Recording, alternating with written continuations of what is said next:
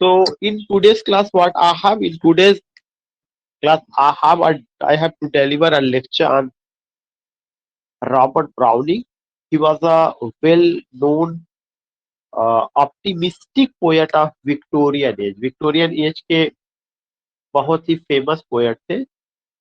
और Robert Browning is not in your syllabus, but we are talking about this poet because we are covering history of English literature and Victorian era, Victorian poets पर. लेकिन Robert browning से question जो है चाहे वो syllabus में हो या ना हो, ये अमूमन पूछा जाता है. और किस तरह का क्वेश्चन पूछा जाता है? सबसे जो पहला क्वेश्चन है कि Robert Browning was born in 1812 and died in 1889. ये तो आपको बस ऐसे ही ध्यान में रखना कि was born in 1812 and died in 1889. दूसरा क्वेश्चन जो आता है वो ये कि रॉबर्ट ब्राउनिंग क्यों फेमस है? रॉबर्ट ब्राउनिंग इज या was famous as an optimistic poet. Optimistic poet.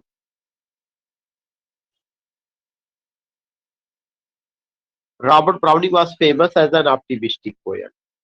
दूसरा पॉइंट कि रॉबर्ट ब्राउनिंग की और दूसरी क्या खासियत है? The second point which you must know about Robert Browning is he is known as king of dramatic monologue. He is known as king of dramatic monologue. This is another significant point. He is known as king of dramatic monologue. So I just want to tell you what I just want to tell you कि when I talk about this poet Robert Browning, he was an optimistic poet. He has been addressed as king of dramatic monologue. इसका मतलब उनका ज्यादातर जो poem है वो dramatic monologue form में है. किस फॉर्म में है? ड्रामेटिक मोनोलॉग फॉर्म में है. अब सवाल ये उठता है कि ड्रामेटिक मोनोलॉग होता क्या है? Dramatic monologue is an objective form of poetry या it's a type of poem, but it's an objective form of poem या ऑब्जेक्टिव फॉर्म ऑफ पोइट्री होता है जिसमें क्या होगा? There will be a speaker. There will be a single speaker. Single speaker. जो dramatic monologue form है या poem है उसमें एक सिंगल स्पीकर होगा. There will be a single speaker. उसमें एक सिंगल स्पीकर होगा. That speaker will speak through out the poem. वह जो स्पीकर है वह पूरी पोयम में बोलेगा. Only that speaker. Other characters will work as listener. Other characters, other characters, other characters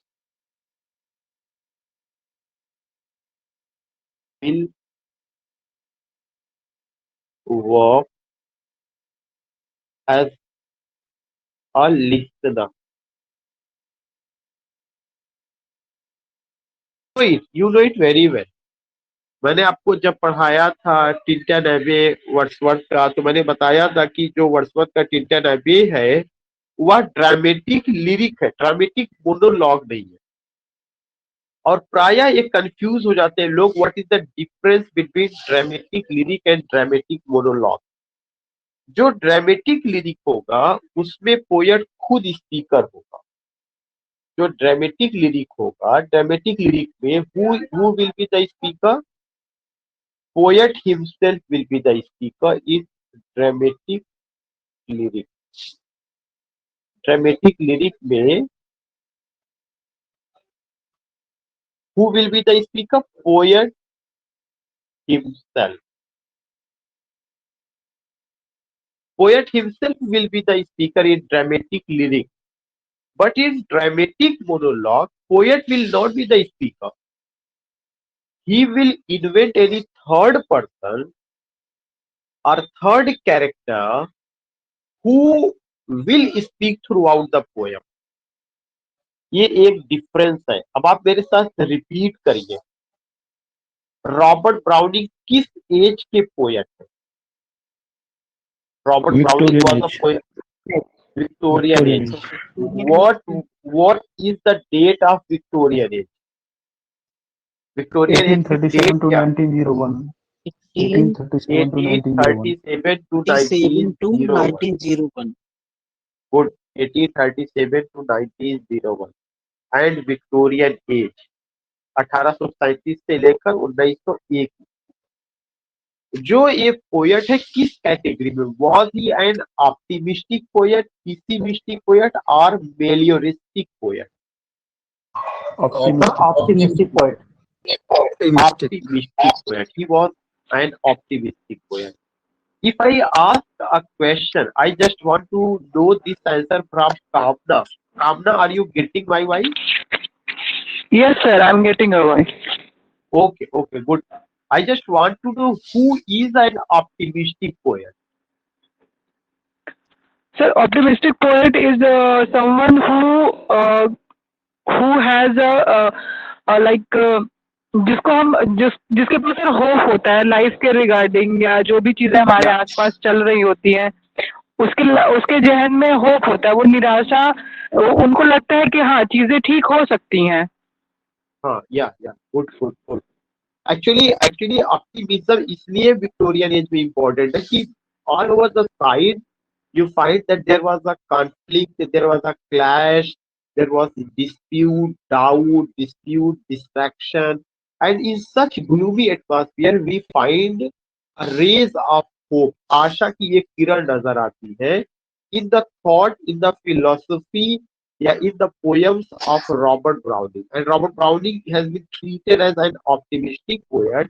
And optimistic poet is one who has positivity in thought, who has positivity in thought.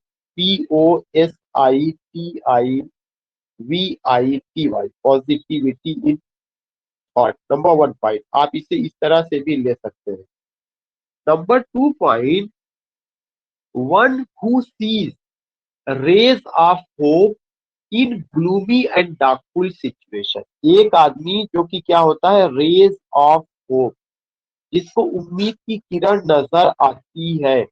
Gloomy और डार्कफुल situation में जब चारों तरफ अंधेरा है, जो surroundings है उस सराउंडिंग्स में when there is a darkful situation, gloomy situation, and we don't have any type of positivity या any type of, you can say कि optimism in such a crucial situation, a chaotic situation, if anyone talks that things will be done, yeah, if anyone says that no, there is no infertility, the land is not barren, the life is not barren, but we have to unlock our heart and our soul to behold the beauty of the life, to behold the beauty of the society, to get something. तो उस तरह की जो बातें होती है वह क्या होती है? वो पॉजिटिविटी को लेकर के. If tension compromised between science and religion, Arnold took misery of human life, and Hardy got the thought of meliorism, then this is only an individual or pure optimistic poet. And who is that? That is Robert Browning. और Robert तरीका है, उन्होंने अपनी बात किसमें किया हुआ है? ड्रामेटिक मोनोलॉग में किया हुआ है. He put his thoughts in dramatic monologue form. और जो ड्रामेटिक मोनोलॉग है यह ऑब्जेक्टिव फॉर्म ऑफ पोइट्री होती है, और यह ऐसी पोयम होती है जिसमें क्या होता है? स्पीकर जो है पोएट ना होकर के कोई थर्ड पर्सन होगा. That will be invented by the poet and that will speak throughout the poem, but other characters will work as listener. Yeah, they will remain as listener throughout the poem. अब इस बात को समझने के लिए Robert Browning की एक poem हम डिस्कस करते हैं, and what is that poem is my Last Duchess. Last duchess. ये जो पोयम माई लास्ट डचेस है, in this poem you find what? In this poem you find that the poem is about whom? The poem is about a duke। यह जो poem है यह किसके बारे में? एक ड्यूक के बारे में। ड्यूक क्या होता है? ड्यूक एक तरह का पोस्ट है, गवर्नर जैसा। ये DUKE लिखा हुआ है, नॉट L। ड्यूक जो है एक तरह का पोस्ट है, प्रांतपति जिसको कहा जाता है, गवर्नर आप कह सकते हैं। ड्यूक जो है उसमें पोयम में स्पीकर है और लोग लिसनर का काम करते हैं। पोयम में बताया गया कि जो ड्यूक है वो सिनिस्टर है, SINISTER। सिनिस्टर माने जिद्दी। ड्यूक जो है स्टबर्न है, STUBBORN। ड्यूक जो है वो आपका हॉटी है, HAUGHTY। ड्यूक आपका सिनिस्टर है, ड्यूक आपका स्टबर्न है, ड्यूक आपका हॉटी है, ड्यूक आपका क्लेवर ड्यूक है, CLEVER। और इसके अलावा ये जो ड्यूक है वो नैरो माइंडेड है।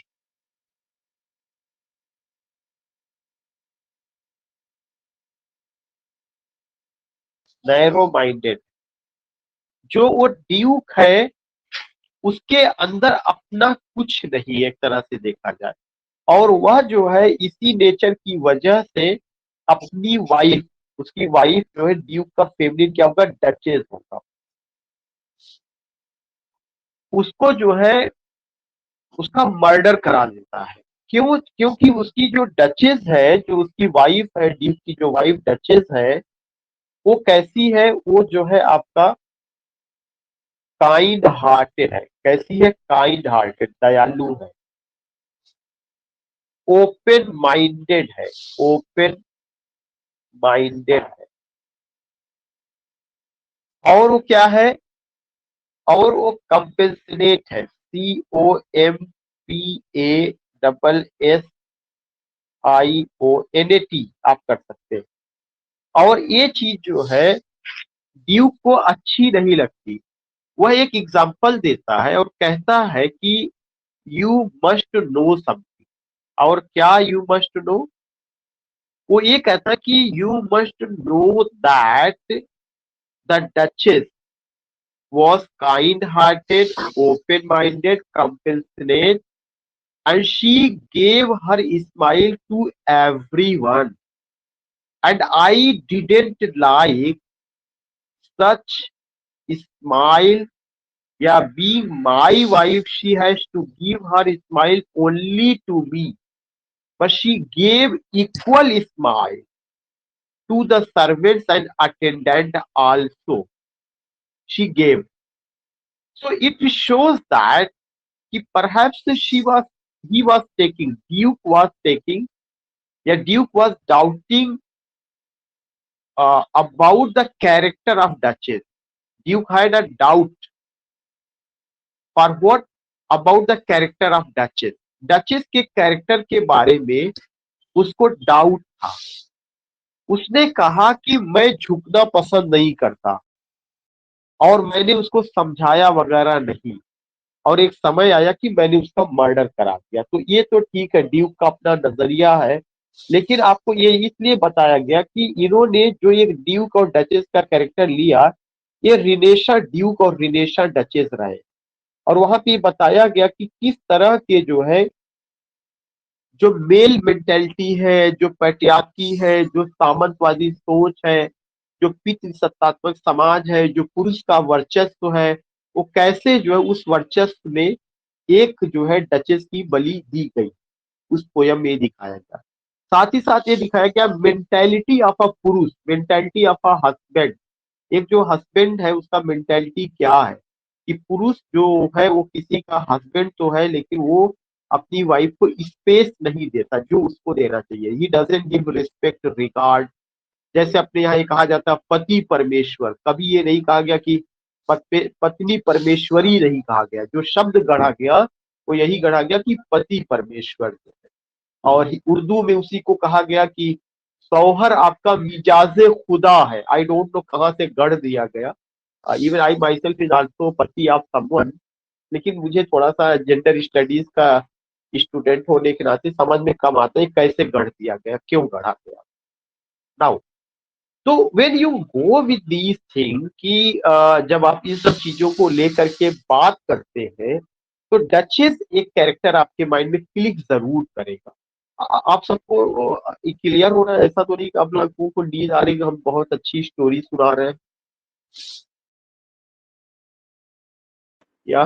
नहीं सर, समझ में आ रहा है। अच्छा, okay okay.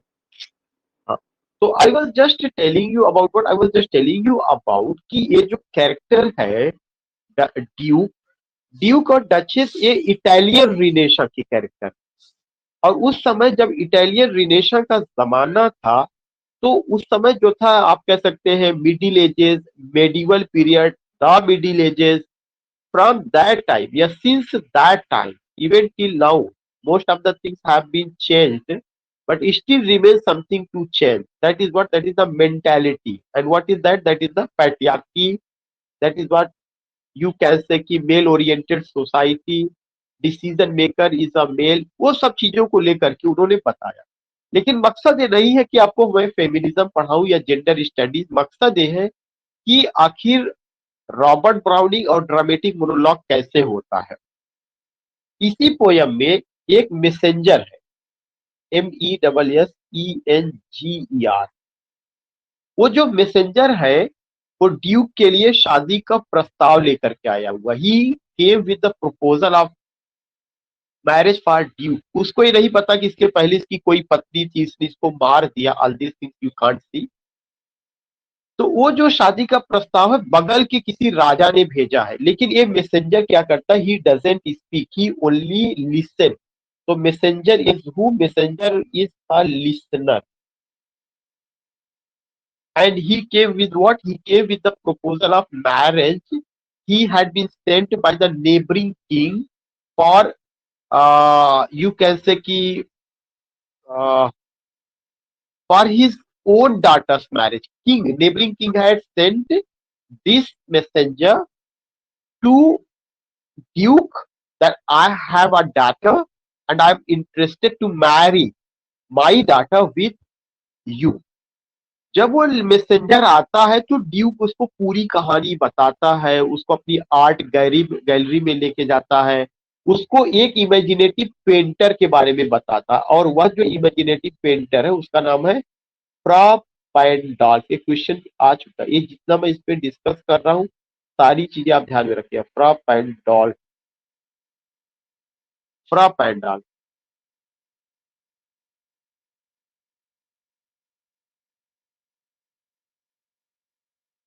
So you find what? You find कि Fra Pandolf was an imaginative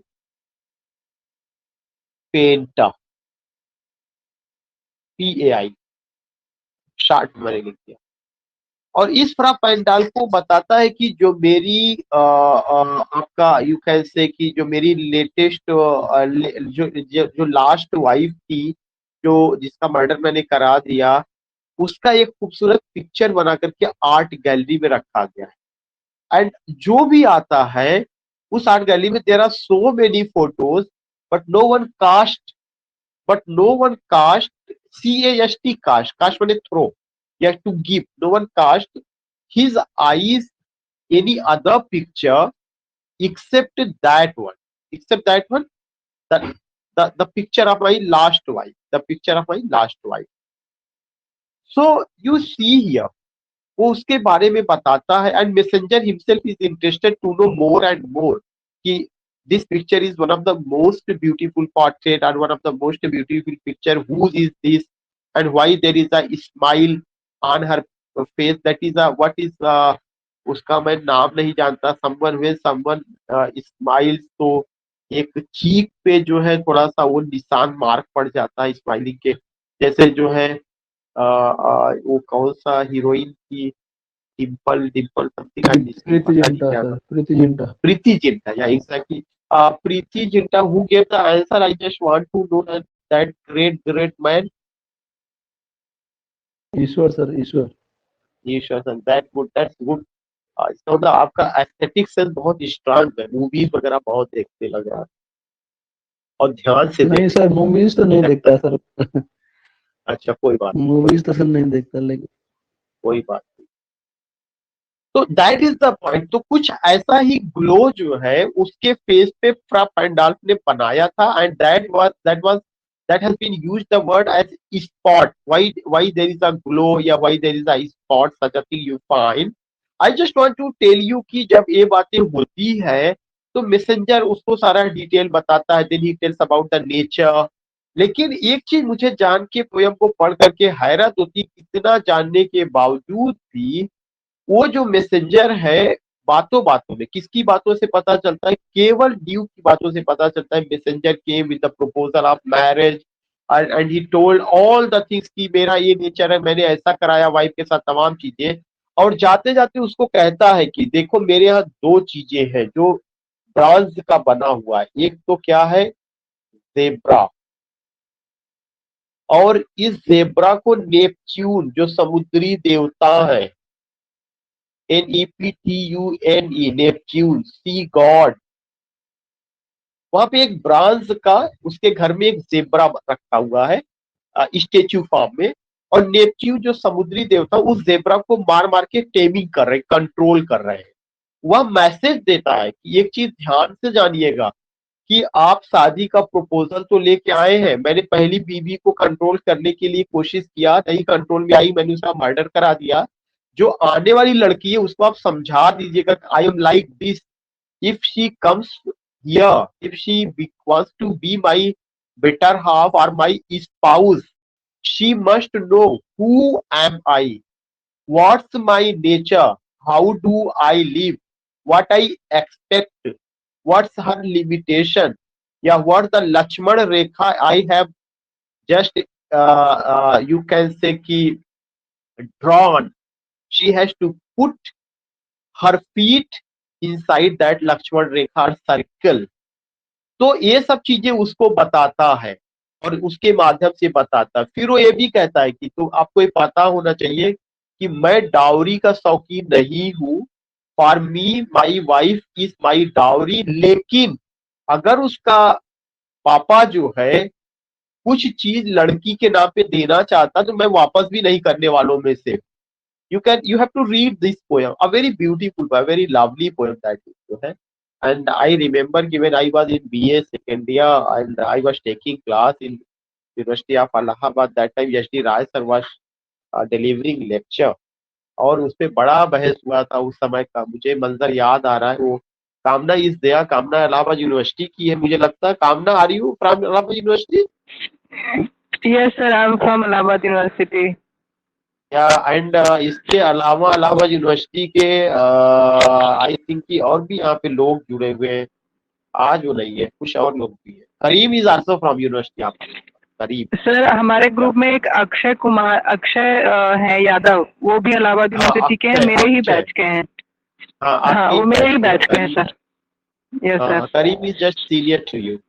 तो वो मुझे याद है, और वो क्लास वो नीचे वाले हॉल में चल रहा था, जो बड़ा सा हॉल है नीचे वाले में, बड़ा और सर। उसपे हाँ सर। हाँ, उसपे यशडी राज सर ने उसका जब लेक्चर डिलीवर किया था तो खूब उसमें जो है वही सब चीजें, उसमें बॉयज का ग्रुप अलग हो गया था जो ड्यूक को सपोर्ट करने लगा था, गर्ल्स उसमें थी जो डचेस को सपोर्ट कर रही थी। I was remembering that time की एक सिचुएशन था वहां पे। तो I was just tell you कि आई एम टेलिंग यू कि what you have to go, ये बताने का मकसद है कि इसका discussion, you must know nature of duke, you must know about duchess, you must know about messenger, you must know what does he expect, what does he want, all these things you have to keep in your mind। तो मुझे लगता है कि एक खाका आपके mind में आ गया। And what is dramatic monologue, या what is the difference between dramatic monologue and dramatic lyric. वो सब चीजें भी आपको जो है समझ में आ रही है कि कैसे कैसे क्या क्या चीजें वहां पे ताकि ड्रामेटिक लिरिक और उसमें क्या डिफरेंस है। दूसरा चीज इन्हीं का एक और है जो बहुत इंपॉर्टेंट है, वो पोयम है प्रोस्पीके, PROSPIC। इसका जो प्रोनाउंसिएशन है प्रोस्पाइस नहीं है, इज द प्रोनाउंसिएशन इज प्रोस्पीके। ये लैटिन वर्ड में टाइटिल है, लैटिन है, और इसका मतलब होता है लुक फॉरवर्ड, लुक फॉरवर्ड, आगे की ओर देखना। And this look forward means life after death, मरने के बाद का जीवन कैसे होगा। द पोएट एक्सपेक्ट कि वो जब मरेगा तो वहां पे जाएगा और मौत एक इनाम है जो दुनियावी जिंदगी से आदमी को मुक्ति दिलाती है और एक नई जिंदगी में आदमी प्रवेश करता है।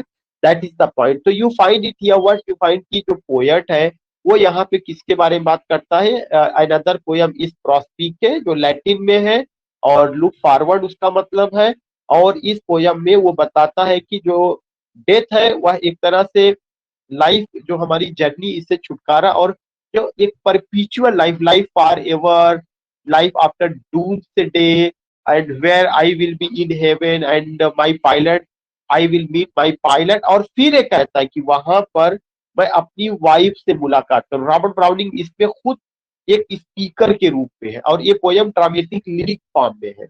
और रॉबर्ट ब्राउनिंग कहते हैं कि I will meet my late wife, और उनकी लेट वाइफ का नाम क्या था, Elizabeth Barrett Browning, BARRET, Barrett Browning, Elizabeth Barrett Browning. Elizabeth Barrett Browning has written a collection of sonnet that is Portuguese sonnet। थोड़ा सा ये चीजें आपको ध्यान में रखना, ये सारे क्वेश्चंस पूछे जा चुके। She has written a sonnet, collection of sonnet that is Portuguese sonnet।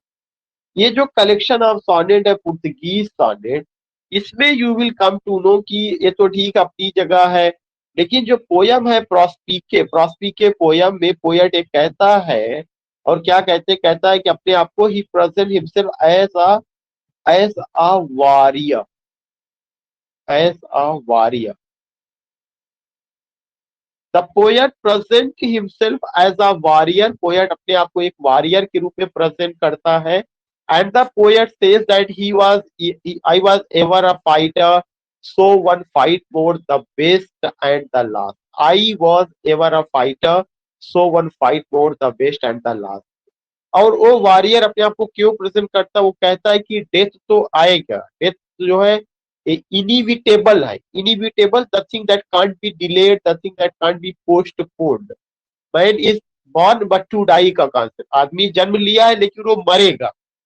तो ये कहता मरना तो है ही है, लेकिन मैं डेथ को दिखाना चाहता हूँ मैं एक वॉरियर हूँ, मैंने बहुत सारे जो है युद्ध लड़े हैं, और हो सकता है कि ये जो मेरा युद्ध होगा ये किसके खिलाफ होगा, ये मौत के खिलाफ होगा। और मुझे पता है कि मौत मुझे हरा देगी, मैं मौत से जीत नहीं पाऊंगा, मौत मुझे हरा देगी। मौत मौत इनिविटेबल है, मौत अनएवॉइडेबल है, ये चीज समझिए, वो हरा देगी मुझे। लेकिन इसके बावजूद भी वो ये कहते हैं कि मैं जो है क्या करूंगा, इन सब के बावजूद भी he says that I will face, I will face and give challenge to death. मैं उनमें से नहीं हूं जो डेथ को बिल्कुल आंखों में पट्टी बांध करके और सरेंडर कर दूं। Just like you can say I am not a criminal, I am not a captive, I have not given death sentence कि I'm going to yield means to surrender before death। मैं death के सामने जो है क्या करूंगा, surrender नहीं करूंगा। ये बात जो है वो कहते हैं। तो जो पोयम है उनकी जो है फिलॉसफी ऑफ लाइफ को लेकर के बात करती है, फिलॉसफी ऑफ लाइफ। और वो फिलॉसफी ऑफ लाइफ क्या है, मरना तो है लेकिन मैं जो है मौत को एक अपना दुश्मन मान करके उससे मैं फाइट करूंगा।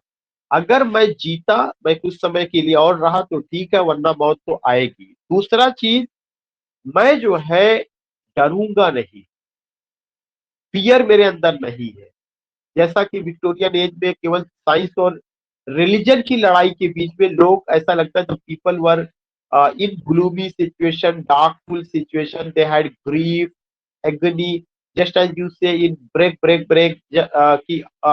how the poet sob or lament or cry on the sad demise of his friend Arthur Henry Hallam, just standing near seashore, break on thy cold grey stones, O sea, and I would not utter the thought that arise. खैर, वो जो चीजें थी वो तो वहां पे थी, लेकिन यहाँ पे पोएट वॉरियर के रूप में प्रेजेंट करता है और कहता है कि डेथ को फेस करने में जो मैं अनुभव महसूस कर रहा हूँ, दैट अनुभव इज लाइक अ माउंटेनियर। ये एक बहुत इंपॉर्टेंट इमेज है, mountaineer. What is mountaineer, sorry, who is mountaineer? पर्वतारोही।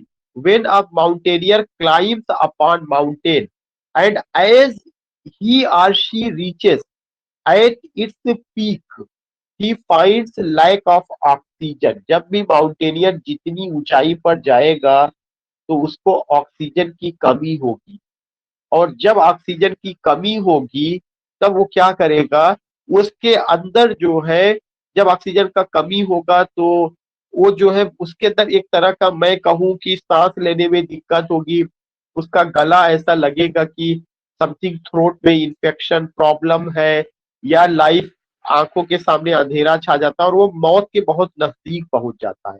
तो पोएट कहता है कि one who is going to die, या one who is very near to death, one is who is very close to death, या one who is approaching death, he fells, sorry, he feels experiences like a mountaineer. वह mountaineer जैसा experience महसूस करता है। ये बात उन्होंने share किया है। तो एक एस्पेक्ट माउंटेनियर का, दूसरा एस्पेक्ट एक ही डेथ के लिए मैं अपने आप को एक वॉरियर के रूप में प्रेजेंट करूंगा, मैं डेथ के सामने सरेंडर नहीं करूंगा। फिर तीसरा एस्पेक्ट ये कि अगर मैं मर गया तो ये जो है मुझे दुनियावी जिंदगी से छुटकारा मिलेगा, लेकिन मैं स्वर्ग की लाइफ का हिस्सा बन जाऊंगा, and I will be there forever. That life is permanent life, life after death, that's permanent life. I will be in heaven with my wife. इसके लिए वर्ड यूज करते हैं कि आई शैल क्लास्प दी अगेन। तो वो जो है यहाँ पे ये चीजें आती है कि why is this all this you find. तीसरा पोयम उनका है जिसका नाम है the last ride together. Last ride together, जो ये तीसरी poem the last ride together है, उसमें जो है उनकी जो बिलव्ड है उनको छोड़ करके जा रही है। तो जब जो छोड़ के जा रही तो he doesn't cry, he doesn't lament, बल्कि अपनी बिलव्ड से रिक्वेस्ट करते हैं कि give me last ride, you are leaving me, मुझे पता है you are going to leave me finally in near future, you will not be able to meet me, but I am requesting you कि before leaving give me last ride, मेरे साथ कुछ अंतिम पल बिता लो जो है। तो वो लैमेंट नहीं करते, वो क्राई नहीं करते, जो है क्राई और लैमेंट इन द सेंस की, जैसा आपने बहुत सारी पोयम्स में देखा है। और वो कहते हैं कि ठीक है, आपका रास्ता अलग है, मेरा अलग है, ठीक है, ये भी चीजें हो सकती है, ये भी एक ड्रामेटिक लिरिक फॉर्म में लिखा गया है। तो वहां पे क्या आपको नजर आ रहा है, एक्सपेक्टेशन नजर आ रहा है। Even the beloved is about to leave but he is expecting, requesting, no there should be the healthy relationship, you have your own life, you are your own decision maker, you can leave me, I'm not forcing you, but I am pledging you, requesting you, giving you a final call, come and give your beautiful company, और हम एक खूबसूरत लम्हे जिंदगी के कुछ और गुजार ले जो है। तो ये सब उनके अपनी पोयम में। इसके अलावा उन्होंने बहुत सारा और पोयम लिखा, एंड्रिया डेल सार्टो है, all these things you find. तो मैंने आपको ये बताया कि आप क्या क्या आपको ध्यान में रखना, वो किस तरह के पोएट रहे। 1812 में जन्म हुआ, 1889 में मौत हुई है, विक्टोरियन एज के पोएट हैं। The classical poets as well as the English romantics influenced, उनमें जो है वो एक क्लासिक पोएट्स भी थे। क्लासिक पोएट्स का मतलब कि जो क्लासिक एज का कैरेक्टर्स था, जो क्लासिक एज का वे ऑफ राइटिंग था, जो लीजेंडरी कैरेक्टर्स थे, या जो और वहां की, उनको लेकर के भी उन्होंने लिखा। उनमें रोमांटिसिज्म का भी स्पिरिट रहा है। और उनका जो मेजर वर्क था वो क्या था, पैरासेल्स, जो 1835 में आता पैरासेल्स। और उनका हिज कलेक्शन ड्रामेटिस पर्सोना, उनका कलेक्शन जो था पोयम का ड्रामेटिस पर्सोना 1864 में आया है, जिसमें साइंटिफिक थियरीज का प्रभाव है। सार्डिलो उनका एक वर्क रहा है जो उनका पोएटिक वर्क था। तो सार्डिलो, you have to remember dramatis persona, those were preparing for PGT और any other competitive examination, they can note down. बाकी उसके पहले का जितना बताएंगे वो सबके लिए इंपॉर्टेंट है। तो ये सब उनका ये सब हुआ है। और सबसे इम्पोर्टेंट चीज है the ring and the book, 1869 ईस्वी में, 68 से 69 के बीच में, finally the ring and the book 1869। ये चीज उनका बहुत इंपॉर्टेंट पोएम रहा है, जो उनका फेम इसी पर डिपेंड करता है और उनको एज अ ग्रेट पोएट के रूप में स्टैब्लिश करता है। ब्राउनिंग को जो है father of dramatic monologue, sorry king of dramatic monologue कहा जाता है, मैंने आपको बता दिया। अभी मैंने बताया उनकी एक पोयम है एंड्रिया डेल सार्टो, उनका एक पोयम है माय लास्ट डचेस, उनका एक पोयम है फ्रा लिपोलिपि, ये सब उनका पोयम जहां मैं निशान लगा रहा हूँ। उनका एक पोयम है चाइल्ड रोलांड, उनका एक पोयम है मेन एंड वुमन, उनका पोयम ऑल दीज थिंग्स, ये सब चीजें हैं। और I have discussed with you खास करके 3 poem, Prospike, My Last Duchess, The Last Ride Together. Prospike, I have already discussed that Prospike is a well-known dramatic lyric of Browning which presents him as a warrior who is ready to fight against death. The title of the poem is in Latin, जिसका मतलब होता है look forward. The poet looks to the life after death. और इसलिए उन्होंने कहा I was ever a fighter, so one fight for the best and the last. ये सब चीजें आप कर सकते हैं। और उनकी इसके अलावा उनका और भी एक लास्ट पोयम था, वो लास्ट पोयम उनका कौन सा था, द लास्ट राइड टुगेदर है। इसमें वो अपील करते हैं अपनी बिलव को to give his last company. Porphyria in love and two in the Campagna, ये भी उनका पोयम है। देन यू सी कि एलिजाबेथ बैरेट ब्राउनिंग है, उनका जब 1806 में हुआ, 1861 में मौत हुई एलिजाबेथ बैरेट ब्राउनिंग। ये किसकी वाइफ थी, she was the wife of Robert browning. और इनका जो है एक नॉवेल रहा है अरोरा ले, ये क्वेश्चन यूजीसी नेट पे कई बार आ चुका। Aurora Leigh is the work of Elizabeth Barrett Browning and Portuguese sonnet, ये 2 चीज आपको ध्यान में रखना है। कल की क्लास में I will talk about Matthew Arnold, नहीं तो सब हॉच पॉच हो जाएगा because I have to upload that lecture. तो कल की क्लास में I will talk about Matthew Arnold. आज आपको जितना बताया गया इतना आप करिए।